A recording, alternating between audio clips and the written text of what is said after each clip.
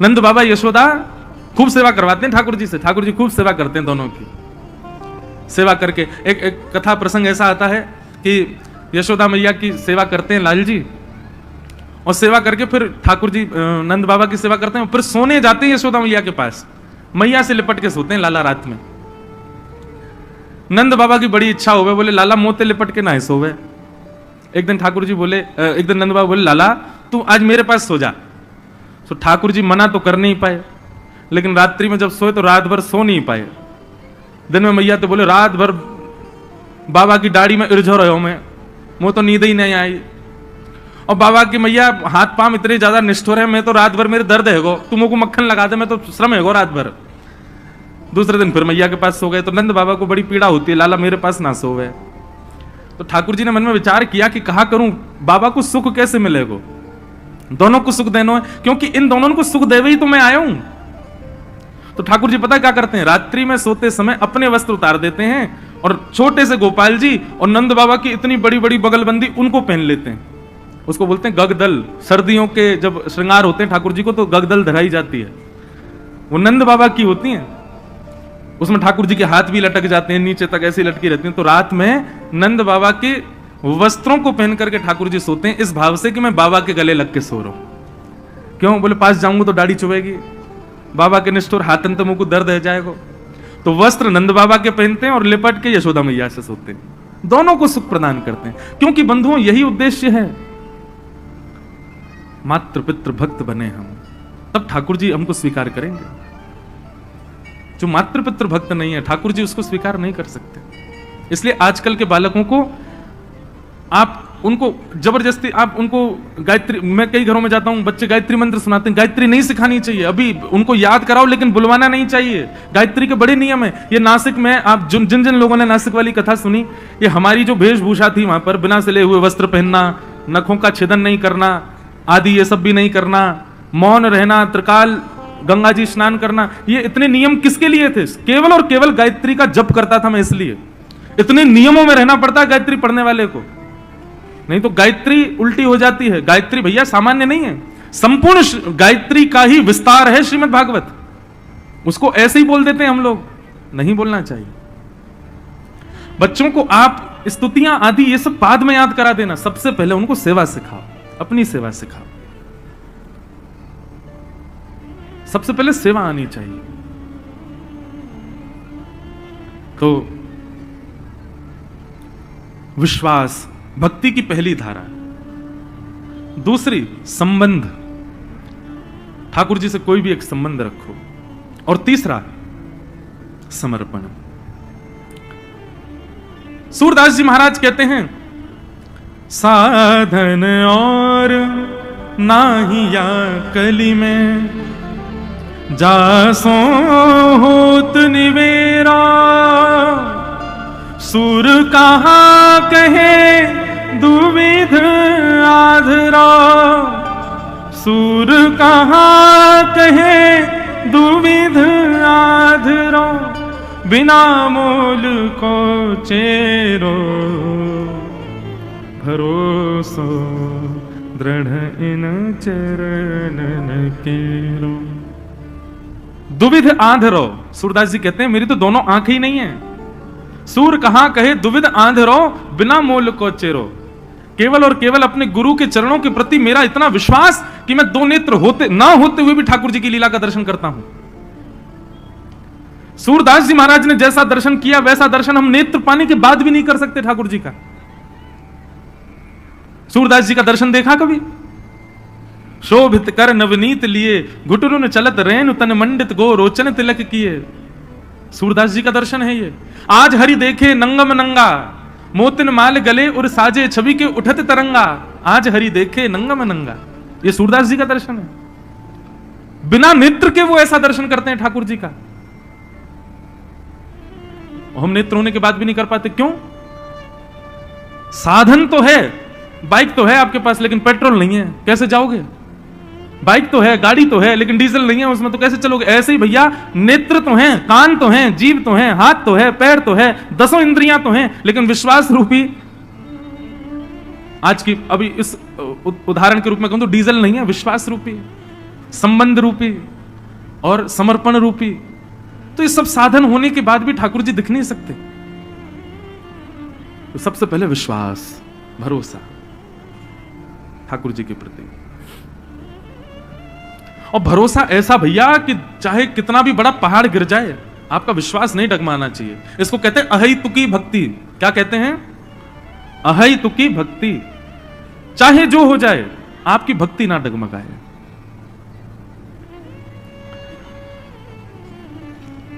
तो श्री गिरधर लाल जी की कृपा से ये कथा अब अपने विश्राम की ओर बढ़ रही है।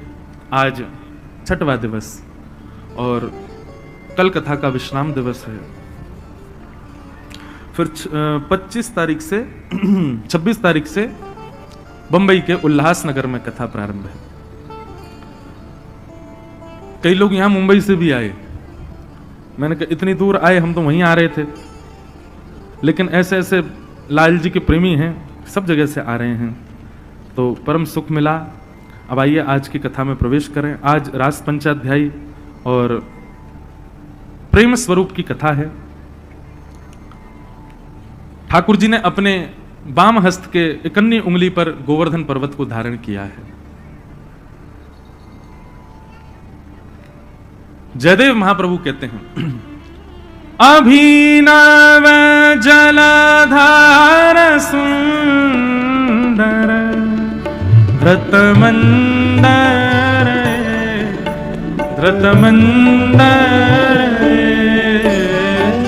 श्रीमुख चंद्र चकोर जय जय देव हरे। श्रीमुख चंद्र चकोर जय जय देव हरे। श्री राधा मुख चंद्र चकोर जय जय देव हरे। श्री राधा मुख चंद्र चकोर जय जय देव हरे। ओ जय जय देव हरे। जय जय देव हरे। जयदेव महाप्रभु कहते हैं, अभिनव जलधर सुंदर धृत मंदर श्रीमुख चंद्र चकोर जय जय देव हरे। श्री गोवर्धन लीला जो है ना बंधुओं, बड़े रहस्यों को समेटी हुई है अपने अंदर। एक रहस्यात्मक कथा ऐसी है कि जब श्री गर्गाचार्य जी महाराज नामकरण संस्कार करने आए ठाकुर जी का, तो श्री गर्गाचार्य जी महाराज ने यशोदा मैया से कही कि मैया, आपको जो ये लाला है ना कन्हैया, ये नारायण समो गुण ही है, या में नारायण जैसे गुण हैं, तो कभी यदि कोई विशिष्ट कार्य करे तो आप ज्यादा चिंता मत करियो।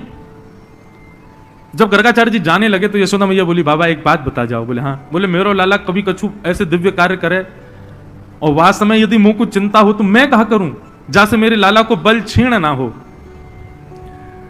तो श्री गर्गाचार्य जी महाराज बता के गए, बोले मैया तुम्हारे यहां लाला के समान कुंडली एक कन्या की है ब्रज में, बिल्कुल ऐसी कुंडली है बाकी।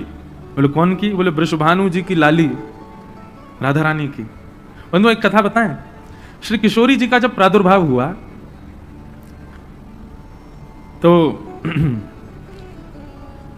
किशोरी जी इतनी सुंदर, ऐसा रूप किशोरी जी का कि उनके प्रादुर्भाव होते ही देवता आकाश से पुष्प वर्षण करने लगे, सूर्य नृत्य करने लगे। क्यों? सूर्यवंश में प्रकट हुई श्री किशोरी जी हमारी, सूर्यवंश में उनका प्रादुर्भाव हुआ। लेकिन किशोरी जी के विषय में ऐसा भाव आता है कि वो हंसती हैं, वो देखती हैं, लेकिन कुछ मुख से स्वर नहीं निकलता, ये मुख बंद ही रहता है श्री जी का। ऐसा वर्णन आता है कि वो प्रसन्न होती हैं, हाथ पांव भी चलाती हैं, पर ना तो कुछ कहती हैं, मतलब ना तो स्वर निकलता, बालक या तो रोता है या कोई स्वर निकलता है, और ना ही वो अपने नेत्र खोलती हैं। ये भी भाव है कि वो नेत्र नहीं खोलती हैं अपने, ऐसे ही रहती हैं। कीर्ति मैया गोद में खिला रही हैं, वृषभानु जी गोद में खिला रहे हैं, सब ब्रजवासी आनंदित रह रहे हैं। एक बहुत सुंदर भाव है, हमसे बहुत दिन से बहुत सारे लोग कह रहे, बोले महाराज जी श्री जी का कोई भाव, श्री जी का कोई भाव। मैंने कि श्री जी को भाव ऐसे ही ना आवे, और जब श्री जी आ जाए तो फिर कोई और आ ही ना पावे। अब आप सुनना चाह रहे हो श्री जी को, और आज होना है रुक्मणी विवाह। रुक्मणी कैसे आएंगी जब श्री जी आ गई? तो ऐसा वर्णन श्री जी के प्रादुर्भाव का किया गया है, ऐसा वर्णन तो ठाकुर जी के प्रकट का भी नहीं है। ठाकुर जी प्रकट भय तो बस इतना लिखा है कि ब्रजवासी सबरे नाच रहे हैं, गा रहे हैं, आनंद कर रहे हैं, पर श्री जी का प्रादुर्भाव हुआ तो तीनों लोकों में आनंद हो रहा था। सब देवता पधारे थे बरसाने में जब किशोरी जी का प्रागट्य हुआ है। सुर नर मुनि हर से सुमन ही बर से चढ़े विमाना आए, भय चित्र से ठाड़े लखी सुर बाड़े बाजे विविध बजावे। वर्णन कर रहे हैं, बोले किशोरी जी के प्रादुर्भाव में जो बाजे बजाने वाले थे ना, उनके बाजे छीन छीन के देवता बजाने लगे श्री जी के प्रादुर्भाव में। नारद सनकादि शिव ब्रह्मादि गुरुआदिक मुनि जेते, इंद्रादिक जे जहां सुर नर ते तहां आए सजन सवेते। और अकेले नहीं आए देवता, अपने अपने प्रियजन परिजन और अपने परिवारों को ले लेकर के बरसाने में आए हैं। सब मिलकर जोरे करत निहोरे, जय जय भानु दुलारी। बोल वृषभानु दुलारी की। ये श्री जी के प्रादुर्भाव की बधाई है। एक ही बधाई में सब भाव बता रहे हैं कैसे हैं, तो बस सुन लो। सब मिलकर जोरे करत निहोरे, जय जय भानु दुलारी। जय कीरत सुकुमारी, जय हरि प्यारी, जय जय सुखदातारी। जय नित्य किशोरी प्रिय चित चोरी, यह विनती सुन लीजय। वर्णन करते हैं कि जब देवता आ गए बरसाने में और सब नाचने गाने लगे, तो वृषभानु जी के परिवारीजन और बरसाने के जो ब्रजवासी थे उनको जगह ही नहीं मिल रही आगे आने की।